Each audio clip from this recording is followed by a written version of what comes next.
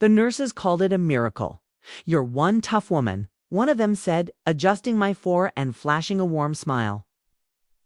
But behind her words was a tone I'd started recognizing in people, the awe that comes not from admiration, but from surprise. I wasn't supposed to survive. They all knew that. Even I had started to suspect it. 3 weeks in the ICU, a rare lung infection, septic shock, kidneys on the edge. My lungs collapsed twice. One doctor later told me, in hushed tones, that they'd considered calling the family in. "It was close," he said. "You were already somewhere else." But I came back. Not because of strength or willpower, those are things people say to make tragedy sound romantic.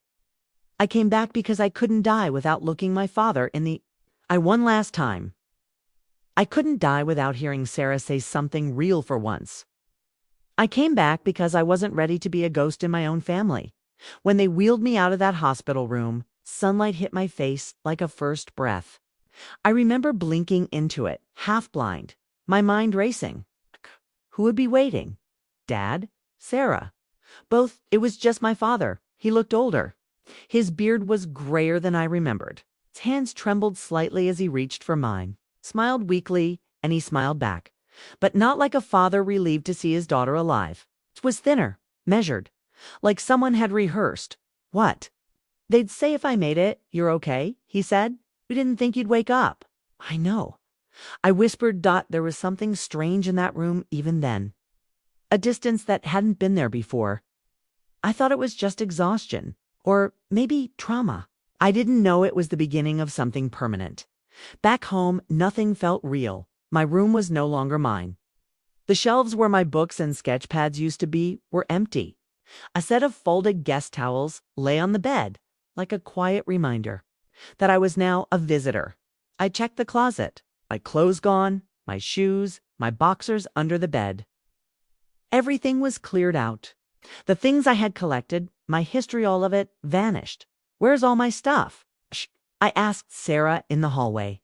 She barely looked up from her phone. "We donated most of it. Dad didn't think you'd make it back. And I needed the space." "You needed the space?"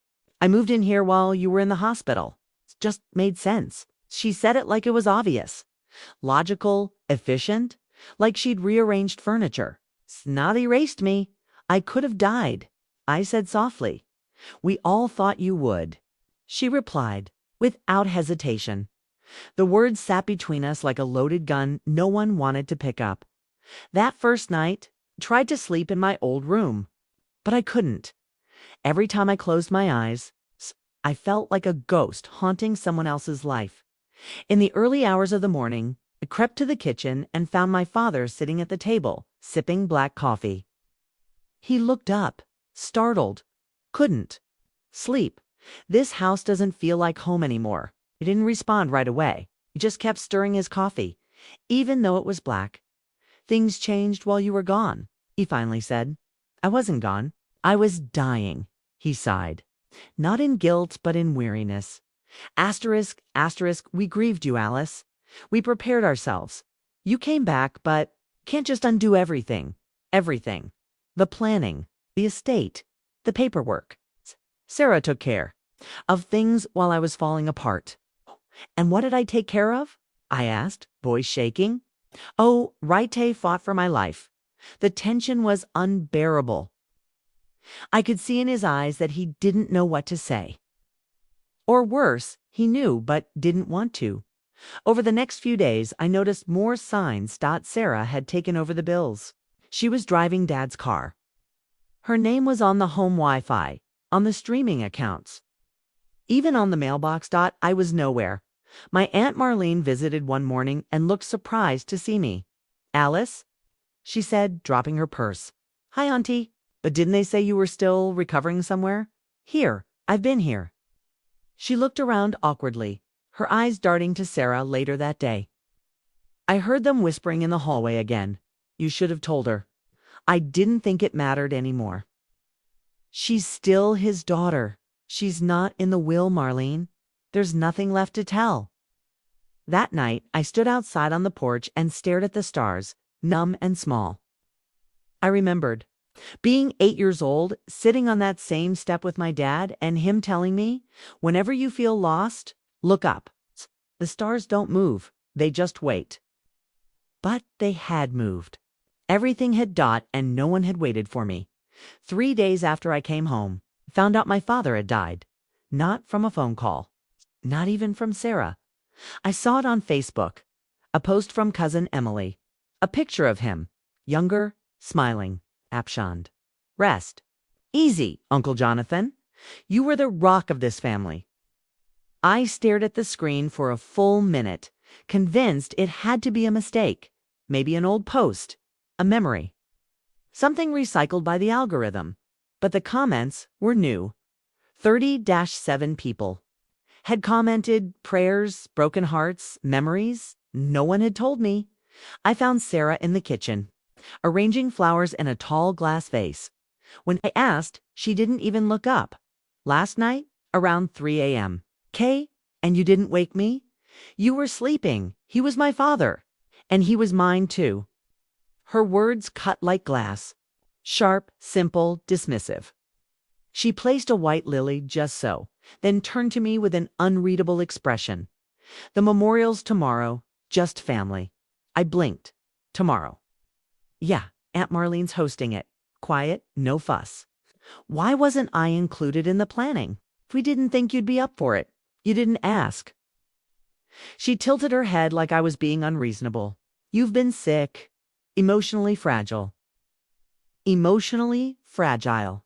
That was the label now, not survivor, not daughter, just inconvenient. The next day, they all left early, dressed in black, eyes dry, expressions carefully curated for whatever story they'd chosen to tell themselves. I watched them from the window. Sarah helped Dad's best friend into the car. Marlene carried a casserole. Someone laughed, just faintly.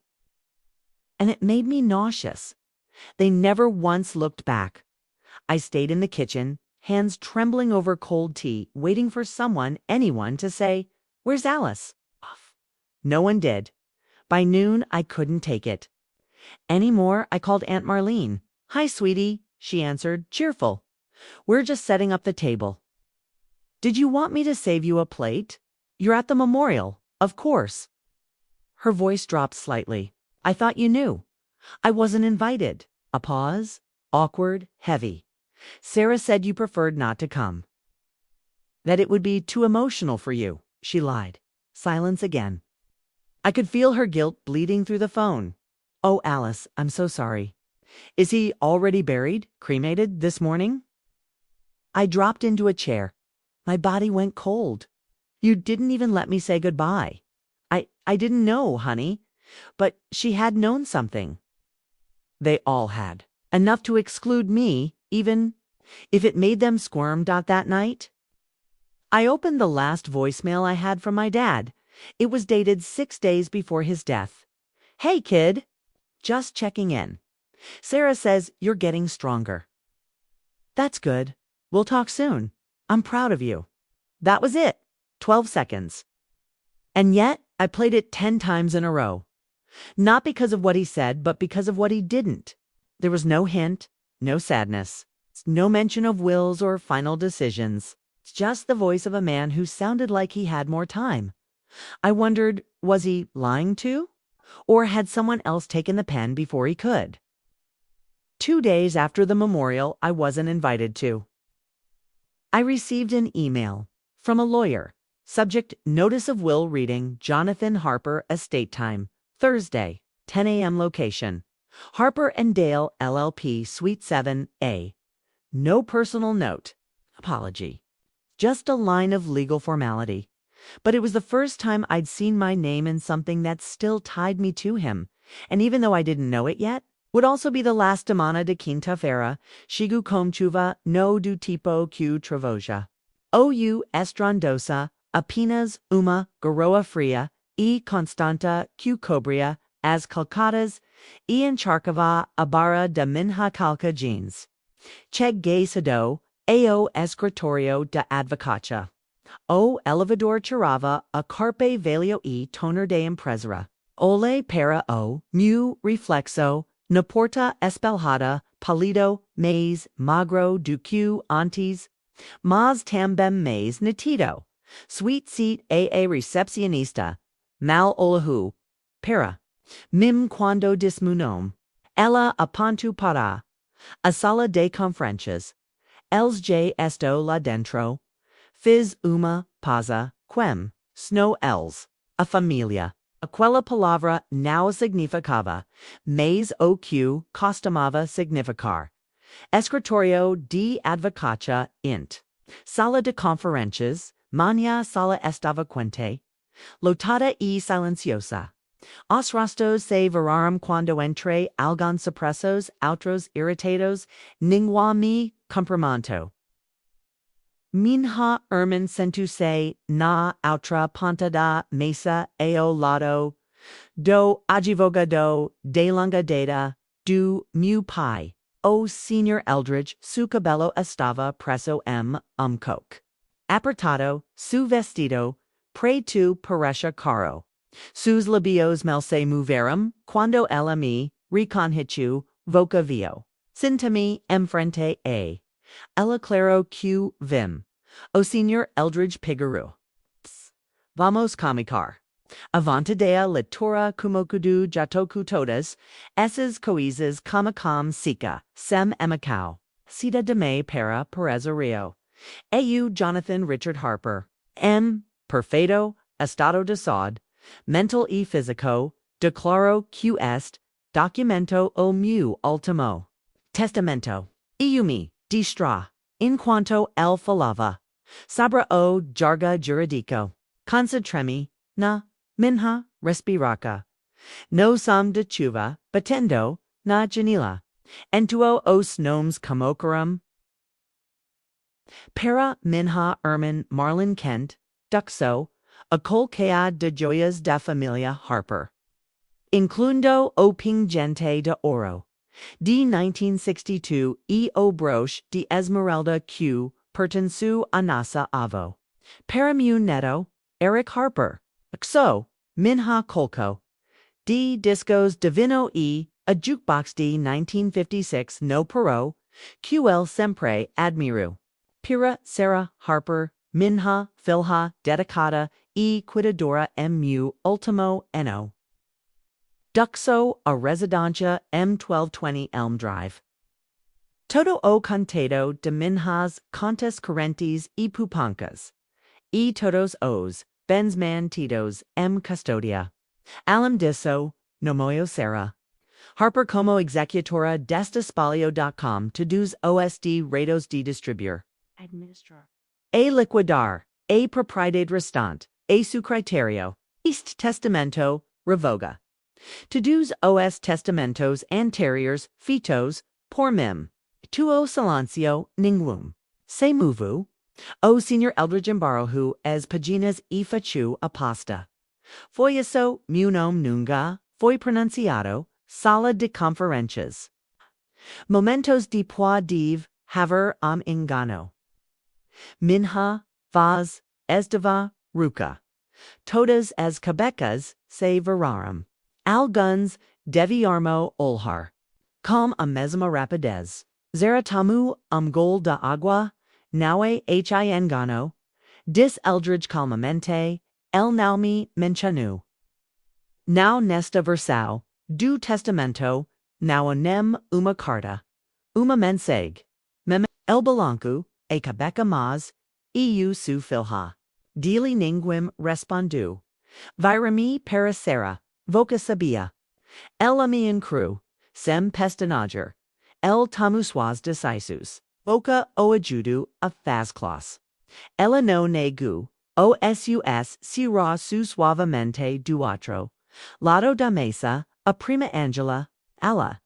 LSA inclinu para, Marlene e murmuru, algo.eu pegue. E. Justo tras palavras. Silencio quas gentle notam. Mas, elas me atingeram como soco. O que voca diz. Perguntai mais alto do que pretendia. Angela piscua sust. Eus quis dizer. El provivelmente tinha sus motivos.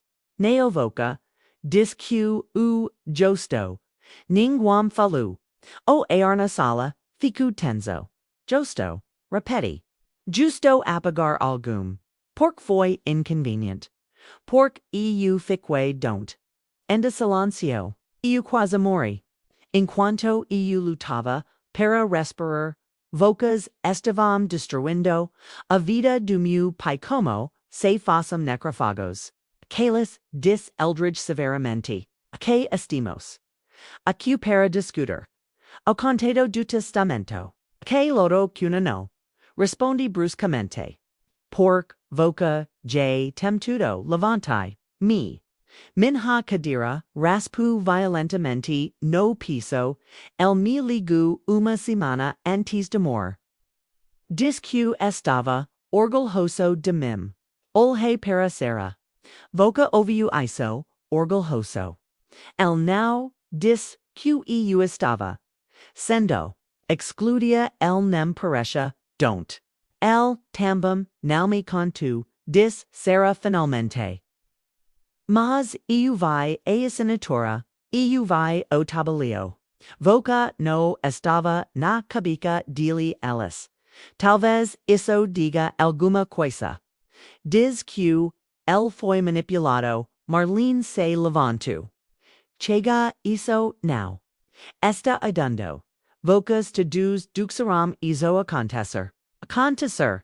Olhe para cada, deles. Vocas me enteramantes dele. Flashback umano antislembra me. Du dia mq me. Mude pela ultima. Vez eu estava don't. Mas ainda no estava morendo.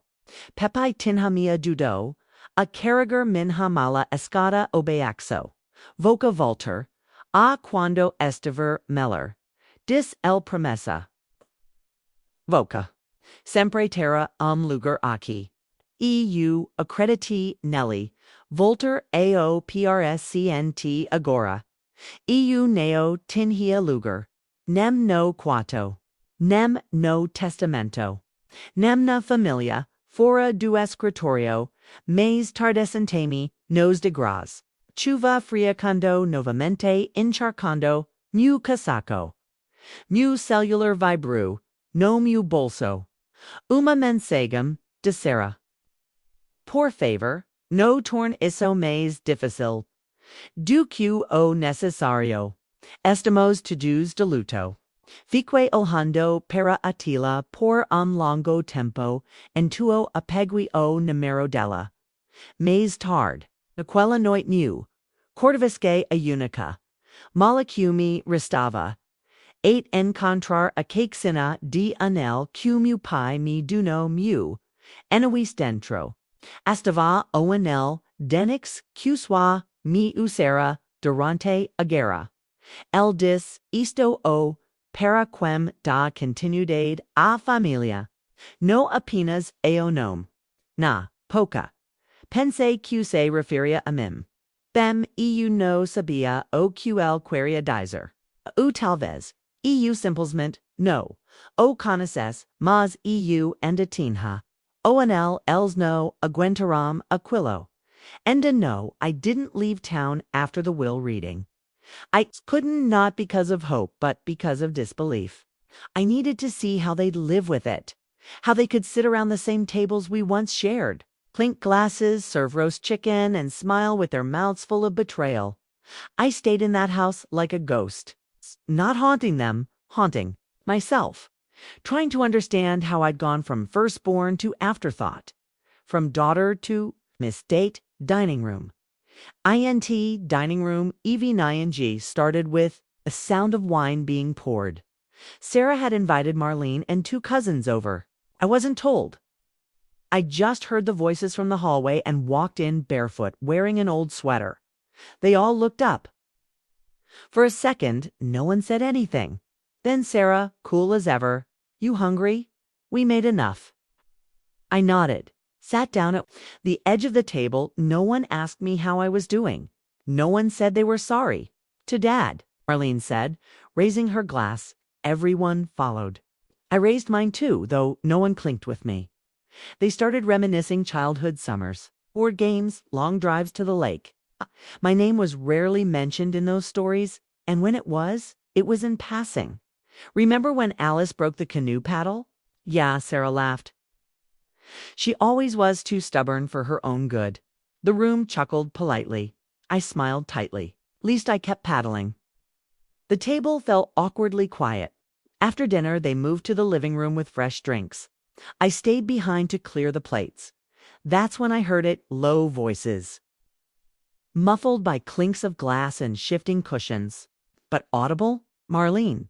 She doesn't look like she's leaving anytime soon. Sarah, she'll realize it's not her home anymore. Marlene, you're sure it's all legal? Sarah, the documents are signed, notarized. I made sure. Cousin? Jenna, she challenged it. Sarah let her try. I froze. Everything slowed. The sink water ran hot over my hand. I didn't feel it. Notarized documents. Let her try. That wasn't grief. That wasn't justice. That was orchestration. Flashback INT fathers. Office 3 months earlier. Remembered a moment blurry now. Like a dream. Dad on the phone in his office. Sarah in the hallway, listening. He was saying something about assets, adjustments, and temporary changes. I hadn't thought much of it then, but now it echoed. Int. My old bedroom nightie sat on the bed. The house silent around me. I pulled out a notebook. Began to write everything I remembered. Dates, names, overheard phrases. I started mapping something. Not a conspiracy, just the quiet architecture of my own removal. Sarah had moved in before. I got sick. She'd started managing bills. She convinced Dad to protect the assets. She'd been planting doubt, and I had been fighting for my life. Int. Kitchen next. Mernengi confronted her. You said you'd made sure the documents were legal. She didn't flinch. She was sipping coffee, scrolling through emails. I said what needed to be said. Did he even know what he was signing? He wasn't incompetent, Alice. He trusted you. She looked up finally, her face hard. And you think he shouldn't have? I didn't answer. Didn't have to. She set her mug down. This house is mine now. That's not cruelty. That's closure. It was the sound of something metallic hitting wood that pulled me from bed that night. At first, I thought I imagined it. But when I turned on the light and looked down, I saw a small silver ring near the floorboard. Right beneath the edge of the dresser, it must have fallen from one of the boxes. Sarah hadn't bothered to unpack. I picked it up slowly. Black onyx. Oval cut, simple, worn at the edges, taught my grandmother's ring. The one Dad always kept in his top drawer, in a small velvet box. The one he said was too special to sell, too old-fashioned to wear. The one he said I'd have when the time was right. Flashback years earlier, he was 16 when he showed it to me. We were in the garden pulling weeds from the walkway, when he pulled a tiny box from his jacket and held it out to me. Here, he said, just hold it. I want you to know it exists. Inside, the onyx glinted in the sun that belonged to your grandmother. It looks heavy. He laughed. Yeah, it is. But she wore it every day. Said it gave her strength. Do I get to wear it one day? I asked. If you're still strong enough when the time comes, he said. It wasn't a promise, but it wasn't a no. Back to present int bedroom. Nightie sat on the edge of the bed holding the ring in my palm. It was cold at first, but it warmed quickly in my hand. Why wasn't it listed in the will? Why didn't Sarah take it? I slid it onto my finger. It fit perfectly. Maybe it meant nothing now, but to me it felt like proof that not everything had been erased, that something of him still reached out to me, even after death. Int. Kitchen next. Morenengi. Sarah was already dressed, keys in hand. I waited until she turned her back. You missed something in the will. She froze. What? The onyx ring? It wasn't listed. She turned slowly. Her eyes flicked to my hand. The ring shimmered in the sunlight. It's just costume jewelry. Not to Dad. Then it's yours, she said quickly, too quickly. I'm surprised you're not fighting me for it. She forced a smile. I'm not cruel, Alice. I didn't take everything, but she had tried. What she hadn't taken, she'd simply forgotten. And that mistake was going to matter. INT Town Hall Days, Letary requested a certified copy of my father's will. The clerk looked surprised but complied. As I left, I noticed a line of elderly men sitting near the tax office. One of them looked up at me and nodded. He wore the same expression my father used to have when deep in thought, tight-lipped, silent, slightly burdened. I nodded back for the first time in weeks. I felt anchored. Int. Public library study RE began. Reading everything. I could have bought estate disputes. How to challenge a will. How to trace power of attorney. Decisions. Signs of undue influence. Legal precedents for last-minute revisions signed under duress. I found a case in Minnesota, another in Texas. Both involved siblings. Both involved sudden changes. Both were won by the ones left out. Not because of emotion, but because of records. Records, timelines, emails, signatures. And I had those. Flashback 3 weeks before his DA's dad had texted me. Sarah had me. Signed something today. Said it was for the cable bill. Hope I didn't screw anything up. At the time I'd laughed. Now it didn't feel so funny. Int.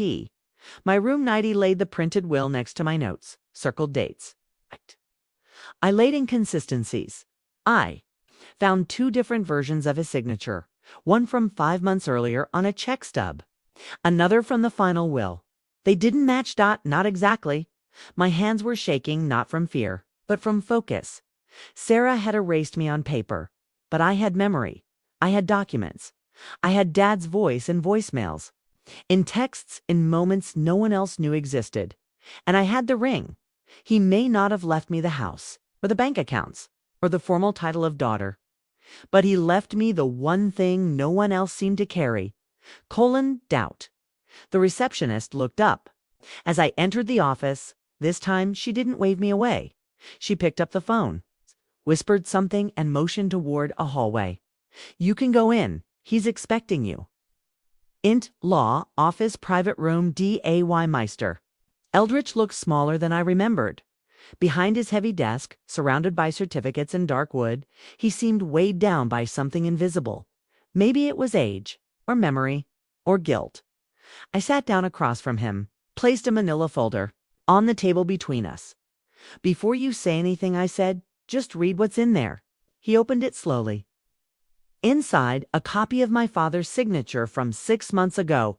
Note he wrote in a birthday card the year before the text message about Sarah having him sign cable paperwork and a notarized copy of a previous will I'd found buried in the house printer. His eyes narrowed at the last document. Where did you get this?